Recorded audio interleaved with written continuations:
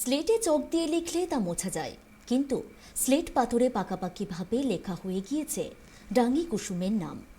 সেই প্রস্তর যুগের পর থেকেই বেলপাহাড়ের এই শিল্পগ্রামের মানুষদের অন্যতম জীবিকা স্লেট পাথর থেকে বাসন মূর্তি তৈরি। কিন্তু প্রচার ও অর্থাভাবে আজ অস্তিত্ব সংকটে এই শিল্প। গ্রামের বর্তমান ও তরুণ প্রজন্ম এই শিল্প নিয়ে হারাচ্ছে আগ্রহ, কমছে কারিগরের সংখ্যাও। ঝাড়গ্রামের বেলপাহাড়ি থেকে মাত্র 15 কিলোমিটার। সেখানেই পাহাড়ের কোলে জঙ্গল ঝর্ণার অলঙ্কারে সৌন্দর্যের ডালি সাজিয়ে বসে রয়েছে ঢাঙ্গি কুসুম। একসময় মাওবাদীদের ডেরা ছিল এই অঞ্চল। ঢাঙ্গি কুসুমে পৌঁছানোর জন্য পোড়াতে হতো অনেক কাঠখড়।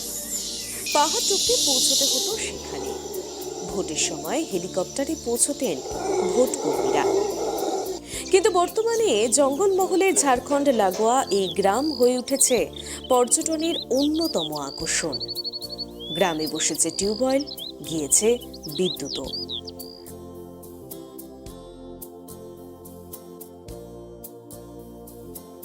ঢাঙ্গি কুসুমে খনিজ সম্পদ স্লেট পাথর।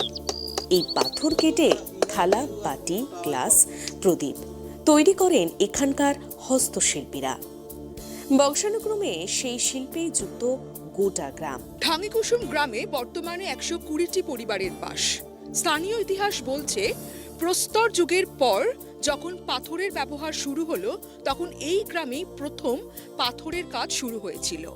আগে গ্রামের ঘরে ঘরে পাথরের থালা, বাসন, গ্লাস তৈরি হতো, কিন্তু বর্তমানে মাত্র 4-5টি পরিবার এই পাথরের কাজ করে। দক্ষিণবঙ্গের যে সমস্ত অঞ্চলে খুব পূর্বপুরুষের কাছ থেকে, মানে খুব প্রাচীনকাল থেকেই যে পাথর খোদাই করে থালা, বাটি, গ্লাস বা মূর্তি তৈরি করা যে অঞ্চলগুলো থাকে, সেই অঞ্চলগুলোর মধ্যে অন্যতম প্রাচীনতম জায়গা হচ্ছে বেলপাহাড়ি। এই গ্রামগুলোতে বংশ পরম্পরায় মানুষ জঙ্গল থেকে, পাহাড় থেকে, পাহাড়ের খাদান থেকে পাথরগুলো নিয়ে আসছে, নিয়ে এসে সেই পাথরগুলো থালা, বাটি, গ্লাস তৈরি করছে। গোটা গ্রামবাসী কাজ করতো, কিন্তু তখন এত খিদেও মেটে নাই আর টাকা পয়সাও পায় নাই। আমার বাবা আগে করতো, তার বাবা করতো, হ্যাঁ, তার লাস্টে আমরা দ্বিতীয়বারে।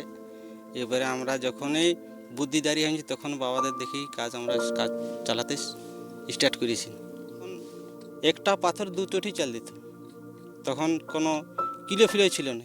এই গ্রামে যারা পাথরের কাজ করেন তারা মূলত থালা, বাসন বানান। গ্রামের একমাত্র ব্যক্তি এই পাথরের মূর্তি বানান। আগে দাদু করতো, থালা বানাতো, বাটি বানাতো, তারপরে আমি বাবা করতো, দিয়ে আমি এখন এই পাথরের মূর্তি বানাচ্ছি। বিভিন্ন জায়গায় ট্রেনিং নিই, ব্লক থেকে ট্রেনিং পেয়েছিলাম। বর্তমানে আমি নিজে বানাই বাড়িতে। এগুলো অর্ডার আসে বিভিন্ন জায়গা থেকে, সেগুলো বানাচ্ছি। এই জন্য বাইরে যায় আপনার? হ্যাঁ, বাইরে যাই। স্থানীয় ইতিহাস বলছে, প্রস্তর যুগের পর যখন পাথরের ব্যবহার শুরু হলো, তখন এই গ্রামেই প্রথম পাথরের বাসনপত্র তৈরি হয়। সেই থেকেই বংশ পরম্পরায় সেই কাজ করে চলেছেন গ্রামের বাসিন্দারা। শুধু ঘরকন্যার সামগ্রী নয়, পাথর শিল্পীদের হাতে তৈরি হয় প্রদীপ, শিবমূর্তি ইত্যাদিও। দাম হয় সেগুলির আকারের ভিত্তিতে। তবে খাদান থেকে পাথর তুলে তাকে কেটে পালিশ করে জিনিস তৈরি করা যেমন সময় সাপেক্ষ, তেমনি পরিশ্রমের। গ্রামের পাথর শিল্পীদের দাবি, তারা যে পরিশ্রম করছেন সেই অনুযায়ী তাদের আর্থিক উপার্জন হচ্ছে না, তাদের কাজের সঠিক মূল্যায়ন হচ্ছে না, আর সেই কারণেই তরুণ প্রজন্ম এই কাজের প্রতি আগ্রহ হারাচ্ছেন। ধরুন ওখানে গর্ত তো অনেক বেশি, সেখানে আবার মাটি তুলতে হয়, এবার মাটির পরে যে পাথর আরও কাটি বাড়ি করতে হবে, তার বিশাল পরিশ্রম। মানে পাথরটাকে না কাটলে তো মানে সেটা আর মানে পাথরটা ফিনিশিং হবে নি, আর সেটা মানে কাটিংও হবে নি। মানে পাথর কাটা মানে তোমার কি বলবো, মানে ওই শিবের সঙ্গে লড়াই। হ্যাঁ, এটা খুব পরিশ্রম কাজ, তো সেই জন্য এখনকার ছেলেরা আর এইসব কাজ করেওনি। করতে হবে, শিক্ষা করতে হবে, তাহলেই সেই কাজ শিখতে পারবে। তারা আগ্রহ দেয় নাই এই পাথরের ট্রেনিংয়ের কাজে, বলে আমাদের দ্বারা হবে নি। এই শিল্পীদের অনেকেই সারা ভারতবর্ষের বিভিন্ন জায়গায় ছড়িয়েও গেছে। ইতিহাস যেটা বলছে, গবেষণা যেটা বলছে, ছড়িয়ে গেছে। এবং তার অসংখ্য নিদর্শন আমরা দেখতে পাই। যে অজন্তা ইলোরাও যদি আমরা দেখি, আমরা পুরী জগন্নাথ দেবের মন্দির দেখতে পাচ্ছি, তার সাবস্টিটিউট অনেক কিছু বেরিয়ে গেছে।